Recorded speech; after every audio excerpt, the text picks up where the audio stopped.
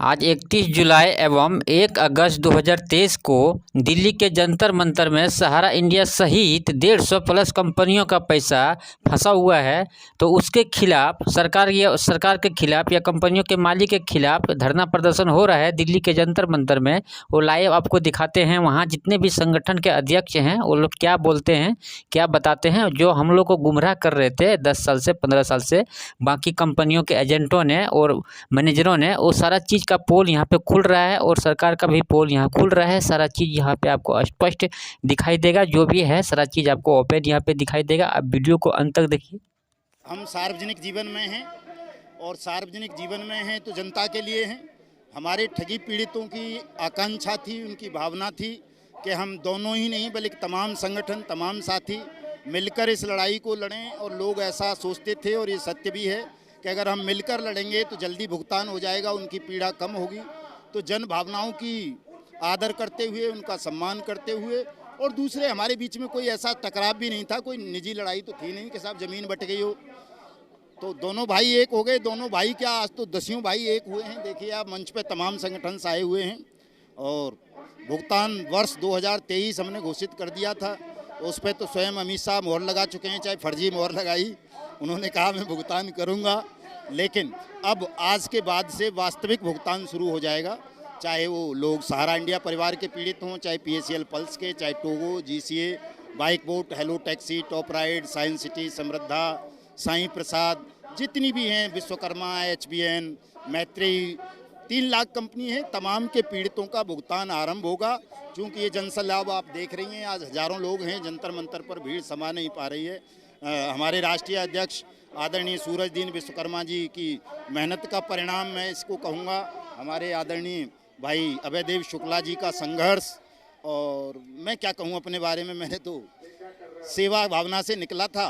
तो आज मन प्रसन्न है कि पूरा देश जाग चुका है, हमारी भावनाओं को समझ रहा है और हम भी उनकी भावनाओं का आदर करते हुए सब एकजुट हैं। एकजुट होकर इस संघर्ष को करेंगे और निश्चित रूप से सफलता प्राप्त करेंगे। दोस्तों, ये था मदन लाल आज़ाद जी थे और अभयदेव शुक्ल थे। अभयदेव शुक्ल इनका नाम है, उत्तर प्रदेश से हैं। और ये संयुक्त ऑल इंडिया जन आंदोलन के संघर्ष न्याय मोर्चा जो एक संगठन है उनका अध्यक्ष भी हैं। और मदन लाल जी भी एक पूरा देश का एक संगठन का अध्यक्ष है और बहुत बड़े ये लोग अभी काम कर रहे हैं, अच्छा काम कर रहे हैं। देश का था, देश के करोड़ों निवेशक अपने पैसे के लिए दर दर की ठोकरें खा रहे थे। ये अलग बात था कि हम सहारा की लड़ाई लड़ रहे थे और सहारा सहित तमाम कंपनियों को की एक बड़ा प्रतिनिधित्व मदन लाल आज़ाद जी कर रहे थे। वो भी उसी पीड़ा को देश भर की भावनाओं के साथ जोड़ रहे थे ताकि देश भर के निवेशकों का उनका भुगतान हो पाए। और तमाम जो जाने जा रही हैं, लगातार लोग पीड़ा में हैं, आत्महत्या कर रहे हैं, उनकी जान प्राथमिकता के आधार पर पहले बचाई जा सके। तो मुद्दे तो एक थे, लेकिन चूंकि हम सभी लोग आंदोलन को एक गति देके एक बड़ा समूह तैयार कर रहे थे, कहीं ना कहीं हम लोगों का विजन था कि सरकारों को सीधे रूप तक अपनी बात पहुंचा ले जाएं। इसके लिए एक व्यक्ति की जरूरत नहीं थी, तमाम ऐसे लोग थे जो विभिन्न संगठनात्मक दायरे को बढ़ा रहे थे, उनको एक मंच पे लाने का वो इंटरनल प्रयास चल रहा था। हाँ, वो लोग अपनी पूरी तैयारी के साथ हर जनपद, हर राज्य, हर प्रदेशों में एक बड़ा समूह की संरचना कर रहे थे। और जब लगा कि देश को एक साथ खड़ा होना चाहिए और देश इन धर्मबस्तियों से, भ्रष्टाचारियों से, और यहाँ तक कह रहा हूँ कि इस भ्रष्टतम सरकार से अगर लड़ना है तो एक मंच पे आना होगा। ये जनता की भावना थी, इसमें ना अभयदेव शुक्ला की कोई भूमिका है और ना मदन लाल आज़ाद जी की। अभयदेव शुक्ला और मदन लाल आज़ाद दोनों इस राष्ट्र की संपदा है और राष्ट्र की संपदा का जरूरत इस है कि इस राष्ट्र की संपदा की भावनाओं के साथ ही अभयदेव शुक्ला और मदन लाल आज़ाद को चलना चाहिए। तो एक तमाम विसंगतियां नहीं कह सकते, हम अपने अपने लक्ष्यों पे अग्रसर हो रहे थे और जब जरूरत आन पड़ी तो ये दोनों भाई सहित नहीं 132-35 कंपनियां एक साथ मंच पे नजर आ रही हैं। और आने वाले दिनों में हम तो ये कहेंगे कि हमारे तमाम साथी धैर्य बनाए रखें, देश की सरकार को आज ही फैसला देना पड़ेगा। ये बात सही बोल रहे हैं, क्योंकि सरकार को ही जवाब देना पड़ेगा, क्योंकि सरकार अभी गद्दी पे बैठे हुए हैं, उनको वोट दे के जिता के बैठाए हैं गद्दी पे, तो उनको जवाब देना ही पड़ेगा। प्लस आगे आपको सुनाते हैं ये मदन लाल जी और जो अभय देव शुक्ला जी हैं, ये दोनों से सुनाते हैं आपको कि दोनों जो पार्टी इतने सारे संगठन है, ये संगठन कैसा था, कैसा अलग हुआ, कैसा जोड़ हुआ, कैसा बना, सारा चीज़ आपको सुनाते हैं। मैं बता, देखिए विजन अलग नहीं था, विजन एक था, उद्देश्य एक था, भुगतान। वो केवल सहारा इंडिया परिवार के पीड़ितों के भुगतान की लड़ाई लड़ रहे थे और हम ऑल टोटल जितनी भी कंपनीज या क्रेडिट कोऑपरेटिव सोसाइटीज हैं उनके भुगतान के लिए लड़ रहे थे। विजन और दर्शन में कोई फर्क नहीं था, केवल मार्ग थोड़ा सा भिन्न था, उनका संगठन अलग। देश का अभी सबसे बड़ा दुर्भाग्य चल रहा है, जो गरीब से गरीब लोग रो रहे हैं, करोड़ों लोग अभी घर से बेघर हो गए हैं। जो जो कंपनियां में पैसा जमा करवाया, एजेंट से लेके जमाकर्ता से लेके एजेंट तक, मतलब आज घर से बेघर हो गए हैं। ये बहुत दुर्भाग्य देश का अभी चल रहा है। तो इस सीज़न में अभी जनता को सामने आना पड़ रहा है और दिल्ली के जंतर मंतर से सुनिए, जो भी संगठन के मुखिया हैं वो क्या बताते हैं, पूरा उनसे सुनिए। वीडियो को अंत तक देखिए, बहुत सारे इसमें जानकारी आपको मिलने वाला है, तो वीडियो को आप देखते रहिए। Thank you. देश के 132-33 कंपनियां जो आज हमारे साथ यहाँ मंच पे खड़ी हैं, उन सभी की जरूरत मदन लाल आजाद, अभय देव शुक्ला है। ना अभय देव शुक्ला के बिना मदन लाल आजाद जी का मंच पूरा हो पाएगा अब, और ना अभय देव का मंच मदन लाल आजाद जी बिना पूरा हो पाएगा। आज से हम लोगों ने ये संकल्प लिया, आगे एजेंडा तैयार है कि हम सभी लोग जिले के बूथ से लेके देश की सदन और संसद तक एक मंच पे देश के समस्त पीड़ित निवेशकों की आवाज उठाते दिखाई। आगे आप ये यूपी के हैं, आपको बताए, इनका बहुत सारे वीडियो आप देखे होंगे और मैं भी कुछ क्लिप दिखा रहा हूँ। मैं एक सहारा के पीड़ित निवेशक हूँ, तो इसलिए मैं इनको बहुत सपोर्ट करता हूँ, तहे दिल से धन्यवाद देना चाहता हूँ। मैं चाहता हूँ कि आप इस वीडियो को पहले पूरा देखें, बहुत सारी जानकारी आपको मिलेगा। देश में सुब्रत राय भारत के प्रधानमंत्री है क्या? देश में ओपी श्रीवास्तव देश के गृह मंत्री है क्या? मैं ऐसी भारत की सरकार को इनकार करता हूं जो देश के उद्योगपतियों के हवाले हो जाती हो।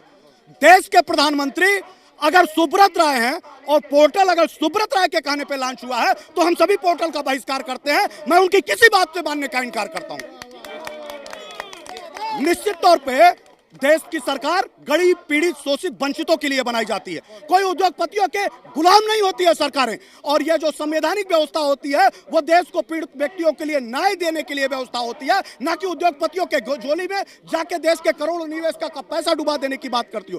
4 राज्यों की सरकार बनाने के लिए यह छल, 4 राज्यों की सरकार बनाने के लिए यह धोखा भारत की सरकार तो नहीं कर सकती। और भारत का सरकार जो होगा वो देश के गरीबों की सरकार होती है, ना कि किसी उद्योगपतियों की होती है। तो सुब्रत राय इस देश के प्रधानमंत्री नहीं है। और यह देश में बैठे लोग और यहाँ जितने भी लोग आए हैं, भारत की संवैधानिक व्यवस्था का सम्मान करते हैं, भारत के संविधान का व्यवस्था सम्मान करते हैं, भारत में हम सभी संवैधानिक व्यवस्थाओं का सम्मान करते हैं। सुब्रत राय जैसे लोगों का जो देश की सरकारों का प्रतिनिधित्व करती दिखाई देती हो, हम उस सरकार को मानने। देश में इतना बड़ा समस्या अभी है कि अपना ही कमाया हुआ पैसा लेने के लिए आज क्या नहीं क्या करना पड़ रहा है। सारे सिस्टम के पास जाके हार चुके लोग, तब जाके सरकार के बारे में या कंपनियों के मालिक के बारे में उल्टा पुल्टा बोलना पड़ता है, मजबूरी है, कोई शौक नहीं है। बस वीडियो को देखते रहिए, बहुत सारी जानकारी और आपको मिलेगा। तो कानून बनाया है बजट एक्ट 2019, उसको लागू करके विभिन्न कंपनियों के प्रत्येक निवेशक का भुगतान करें, इसी उद्देश्य ये कार्यक्रम रखा गया है। और इस उद्देश्य को पूरा करने के लिए हमारे भारतवर्ष के जितने भी संगठन थे वो सब एक मंच पे आकर के सामूहिक स्वर भुगतान का दे रहे हैं, यह उद्देश्य। आपने इस वीडियो को यहाँ तक देखा है, मेरे जो भी सब्सक्राइबर है, जो भी व्यूअर है, मैं उनको सबसे पहले धन्यवाद देना चाहता हूँ। और आप चैनल को सब्सक्राइब नहीं किए हैं तो चैनल को सब्सक्राइब कर लीजिएगा, क्योंकि आप जब तक चैनल को सब्सक्राइब नहीं करेंगे तब तक आपके पास नोटिफिकेशन नहीं जाएगा और हर तरह की जानकारी आपको नहीं मिल पाएगा। तो वीडियो को आप देखते रहिए, सारा जानकारी आपको यहीं से मिल रहा है। पोर्टल जारी हुआ है सहारा का, वो चुनाव की ही तैयारी है। जिस तरह से उन्होंने कहा है कि 5,000 करोड़ रुपए हम 1,07,00,000 लोगों को वितरित करेंगे, 10-10 हज़ार करके। आप ही जोड़ करके देखिए कितना रुपया होता है, उतने में पूरा नहीं होता है। तो ये केवल चुनावी फंडा है, फेंक दिया जाए। जितनी भी बातें इस वीडियो में बताया गया है, दिल्ली के जंतर मंतर से लाइव ये वीडियो दिखाया जा रहा है। जितनी भी बातें बताया गया है उसमें से आपको कितना बात अच्छा लगता है, कौन सा गलत लगता है, आप कमेंट में ज़रूर बताइएगा, ताकि हमको भी पता चले कि हम सही हैं या गलत। भुगतान के लिए जब इन्होंने बट्स एक्ट 2019 बनाया है तो अलग से कोई कागज़ फेंकने की क्या आवश्यकता है? ये चाटुकारिता नहीं और क्या है? उन उद्योगपतियों के साथ ये सब मिले हुए हैं और मिली भगत से ये पोर्टल जारी हुआ है। अगर सरकार की मंशा अच्छी होती तो अपने ही बनाए कानून पर प्रत्येक निवेशक का भुगतान करते। देखिए बॉस, मेरे हिसाब से तो ये सारी बातें अच्छा लगा। मैंने एक बार नहीं 10 बार इस वीडियो को पहले देख लिया है, सब सोच समझ लिया है, मेरे दिमाग में घुमा लिया है, बैठा लिया, अच्छा लगा, तभी मैं ये आप लोग को साथ शेयर कर रहा हूँ। तो आपको कैसा लग रहा है आप कमेंट में ज़रूर बताइएगा। ये किसी भी कंपनी का भुगतान हुआ होता तो आप यहाँ जन सैलाब देख रही हैं, ये जन सैलाब ऊपर करके क्यों आता है यहाँ पर? और सरकार की साफ साफ मंशा अगर है तो अपने ही बनाए कानून को लागू क्यों नहीं करती, उसके तहत भुगतान क्यों नहीं करती? क्या इस देश में केवल सहारा में ही लोगों का पैसा जमा है या सहारा को ही इन्होंने रजिस्ट्रेशन किया है, मान्यता दिया है, लाइसेंस दिया है? अन्य कंपनियों का रजिस्ट्रेशन किसने दिया? सरकार ने ही दिया है ना। तो ये कानून तो सब पर लागू होना चाहिए। और जो पोर्टल लॉन्च किया है, जब सरकार भारत की एक है तो कानून एक होना चाहिए, पोर्टल एक होना चाहिए, उसी पोर्टल से सभी कंपनियों के निवेशकों का भुगतान होना चाहिए। नियम तो ये होना चाहिए, लेकिन ये सरकार की मंशा साफ न होना ये जनता के बीच में अविश्वास पैदा कर रहा है और धीरे धीरे जनता जागरूक हो रही है। और इनका जो विजन है 2024 का चुनाव, वो निश्चित रूप से ये जनता विफल कर देगी, इसमें कोई दो राय नहीं। देश में लाखों सहारा निवेशक इस तरह से आपको रोते हुए मिले होंगे। 2022 का वीडियो में देखिएगा, 23 का भी, अभी का वीडियो में भी लाखों ऐसे निवेशक हैं जो कैमरा में रोते हुए, ऐसे रोते हुए मिलेंगे कि आपको देख के दया लगेगा। लेकिन सरकार को या कंपनियों के मालिक को 1% का भी फर्क नहीं पड़ रहा है। तो आगे देखिए क्या बोलता है। धोखे से कोई कैसे खुश हो जाएगा? अंधी आंखों वाले को भी दिख रहा है कि भारत सरकार ने धोखा किया है देश के तमाम सहारा के निवेशकों के साथ भी और अन्य कंपनी के निवेशकों के साथ भी। तो इस धोखे से कोई प्रसन्न नहीं हो सकता। केवल कुछ धूर्त या धूर्तों की बातों में आकर कुछ मूर्ख प्रसन्न हो सकते हैं इस फर्जीवाड़े से। बाकी देश की जनता खुश होती तो आप आज ये नहीं देखती। मैं आपसे, आपके कैमरामैन से अनुरोध करूंगा कि ज़रा इस जनसैलाब को दिखा दें ताकि ये बात पहुंचे कि अमित शाह, तुम्हारे झूठ की पोल खुल चुकी है और अब ये देश की जनता संसद पर आ चुकी है और तुम्हें कान पकड़कर सत्ता से बाहर कर देगी। मतदान का बहिष्कार तो बहुत दूर की बात है, आज देश जाग चुका है। हम कान पकड़कर सत्ता से बाहर करेंगे, या तो भुगतान करेंगे या सत्ता त्यागेंगे। सीधा सीधा हमारा ये नारा है। पहले ये नारा हुआ करता था कि पहले भुगतान फिर मतदान, लेकिन अब ये नारा है कि पहले या तो भुगतान करो या सत्ता छोड़ो। और आज से ही आंदोलन इतना तेज हो जाएगा कि हम नरेंद्र मोदी के लिए शासन चलाना असंभव कर देंगे जब तक वो हमारे देश के तमाम 42 करोड़ ठगी पीड़ित जमाकर्ता परिवारों का भुगतान नहीं कर देते। पोर्टल से तो बहुत लोग का डर मन में बना हुआ है कि क्या होगा, कोई डरता है कि पैसा निकाल लेगा, आधार नंबर OTP डालेंगे तो देंगे, तो ये डर से बहुत लोग नहीं करा रहे हैं। और बाकी आगे सुनिए, आगे जो नेता लीडर कौन कौन से आ रहे हैं बीजेपी का या कांग्रेस का मंच पे, कौन कौन से आ रहे हैं, आज़ाद जी से सुनिए पहले, फिर आगे और भी बात करते हैं। विजय सिंह आ रहे हैं, मध्य प्रदेश के पूर्व चीफ मिनिस्टर रहे हैं, राज्यसभा से सांसद हैं, बीजेपी के विधायक भी कई यहाँ आ रहे हैं, बीजेपी के एक्स सांसद आ रहे हैं, यहाँ पे बहुत लोग आ रहे हैं। लेकिन हमारा मतलब राजनीति से नहीं है, मैं जनता की बात कर रहा हूँ। हमें चुनाव नहीं लड़ना है, पॉलिटिक्स नहीं करनी है। जनता को ये अधिकार है कि अगर शासन में बैठे हुए लोग बेईमान हो जाएं, भ्रष्ट हो जाएं, देश के और देश के कानून के प्रति गद्दारी करने लगें, उसकी अवमानना करने लगें, तो जनता जब चाहे चुनाव से पहले ही उनको कान पकड़ के सत्ता से हटा सकती है। और रहा सवाल ये कि उसके बाद क्या होगा, बहुत सारी व्यवस्थाएं चीफ जस्टिस ऑफ इंडिया के नेतृत्व में सरकार बनाई जा सकती है, किसी भी पॉलिटिशियन के नेतृत्व में राष्ट्रीय सरकार बनाई जा सकती है। आज़ादी के बाद हुआ ना, नेशनल गवर्नमेंट बनी थी ना, जिसमें कांग्रेस भी थी, जनसंघ भी था, राम राज्य परिषद भी थी और दुनिया भर की पार्टियां थी, CPI CPM के लोग भी थे, RPI के लोग भी थे। तो हमारे देश में ये प्रयोग पहले भी हो चुका है, हम दोबारा से इस प्रयोग को करेंगे। अगर नरेंद्र मोदी ने भुगतान नहीं किया तो भले ही विपक्षी दलों का जो संयुक्त मोर्चा है इंडिया, वो नरेंद्र मोदी की सत्ता को उखाड़ के फेंके या न फेंके, लेकिन मैं ऐलान करता हूं आज जंतर मंतर से, हम उनकी सत्ता को चुनाव से पहले उखाड़ करके फेंक देंगे अगर उन्होंने भुगतान नहीं किया। जिस तरह से बोल रहे हैं मदन लाल आज़ाद जी, इनका जो बोलने का जो तरीका है, जो बात इन्होंने बता रहा है ये बात आप मेरे दर्शकों को, आप लोग जो भी इस वीडियो को देख रहे हैं उनको कितना अच्छा लग रहा है और कितना गलत लग रहा है या सही लग रहा है, आप कमेंट में ज़रूर बताइएगा। और चैनल में नए हैं तो चैनल को सब्सक्राइब कर लीजिए, क्योंकि इस तरह की जानकारी आपको हमेशा मेरे इस यूट्यूब चैनल पे आपको मिलता रहेगा। इस यूट्यूब चैनल का नाम ही है सहारा बना बेसहारा। तो आप बने रहिए और चैनल में नए हैं तो सब्सक्राइब कर लीजिए। आगे सुनिए अभय देव शुक्ला जी से। ठंडी बुझी राख सुबुगा उठी, धरती सोने का ताज पहन इटलाती है, दो राह समय का घर घर ना सुनो, सिंहासन खाली करो की जनता आती है। यह जनता की अदालत लग चुकी है। देश की सरकार तमाम अदालतों से निराश करी गई हैं, चाहे वो देश में न्यायपालिका हो, कार्यपालिका हो, विधायिका हो, संबंधित सांसदों हो, विधायकों के प्रतिनिधि हो, सभी लोगों ने देश के निवेशकों को निराश किया है, उनके साथ छल किया है। अब जनता ने अपनी अदालत इसी जंतर मंतर पे लगा दी है।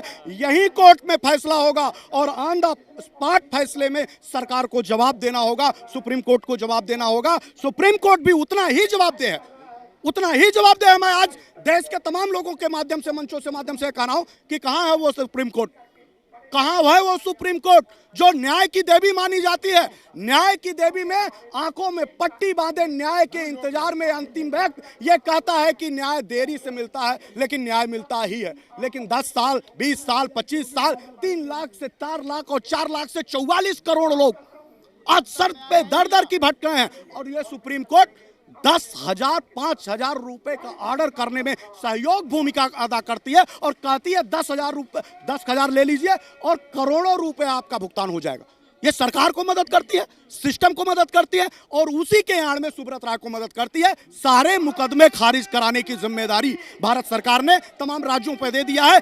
एक सुप्रीम कोर्ट का हवाला बना करके, एक सुप्रीम कोर्ट का सहारा सेबी का हवाला बनाया था उसने, और उसने देश के लोगों को 13 साल जो परेशान किया कि हमारा सहारा से भी एम्बार्गो लगा हुआ, और दोबारा ये 5,000 करोड़ रुपए जारी करके देश के 10 निवास को 10,000 रुपए देके सरकार तमाम वो मुकदमे वापस कर रही है।